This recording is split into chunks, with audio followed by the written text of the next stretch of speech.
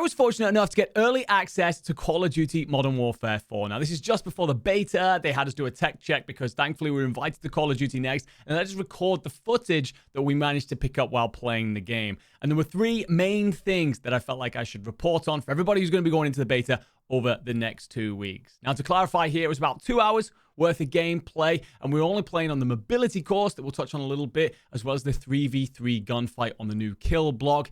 Let me tell you a few bits to cover there as well. The first thing to touch on is, of course, the time to kill. Newsflash, it's very fast, as it often is in a Modern Warfare game. It's a hell of a lot quicker than it was in Modern Warfare 3. I'd say it's more like Modern Warfare 19 and maybe a shade slower. You are going to get shot in the back and die from getting shot in the back quite a bit, but there is a little bit of opportunity to kind of slip away. There's a few gunfights where I did manage to stay alive, return some fire. In gunfight, there is no healing, so it didn't necessarily help me there. But in the main multiplayer and Warzone and such, it probably will. I will say it felt a little bit inconsistent, but I've always felt that going into a Modern Warfare game. I feel like it takes a moment to get used to it after playing the Black Ops titles. And I think they have quite a bit of like limb damage stuff on there, so you are getting hit markers, and you think you're probably hitting people for a hell of a lot of damage, whereas actually you're probably taking considerably less away than you're expecting. So bear that in mind in your early engagements. Get used to hitting center mass or just having to hold that trigger down a little bit longer. Next up, movement. Now this overall, I would say, was much better than expected, and I'm very excited for where it could go. I've never been a massive Modern Warfare movement kind of guy. I'm not a massive movement player anyway. I grew up in the days of strafe fighting and drop shotting, really. But it's a case of losing Omni movement. I was very worried we were going to take some backward steps here, and kind of it would feel very heavy and sluggish. And it does feel a little bit MW19, but almost with an evolution of that. It feels like an evolved version of that movement.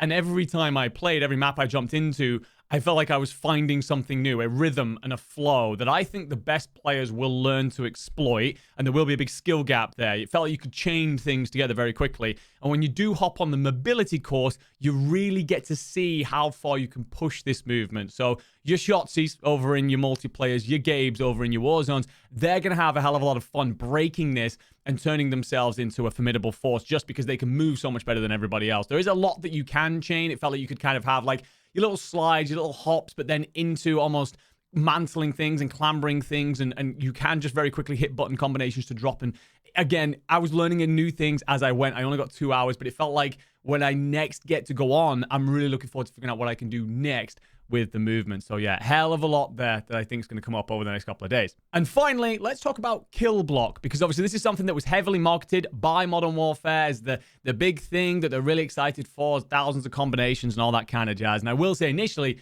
it's chaos. You have no idea where you're going. You're kind of running in blind, and it feels like you're running in blind for a while. But every now and again, I only got 2 hours. Every now and again, I'd go, oh, I've been here before. I can kind of explore these areas a bit. And it did start to all make sense. The multi-layered 3-part map kind of knits together incredibly well. It feels like they have kind of sectioned their maps up really well so that they do flow. And it gives you some really interesting chokehold points and some really good fight points. Also really fun coming across like Easter eggs. Like there's Crash in there, obviously from back in the old Modern Warfare days. And you kind of come across the downed helicopter, or you come across other locations and you're like, I remember this. I've been here before. And you kind of can operate around it. Or you had like areas like Storage Town from Verdansk, for example, in Warzone. It's like, I know kind of where the headies are here and how this should play.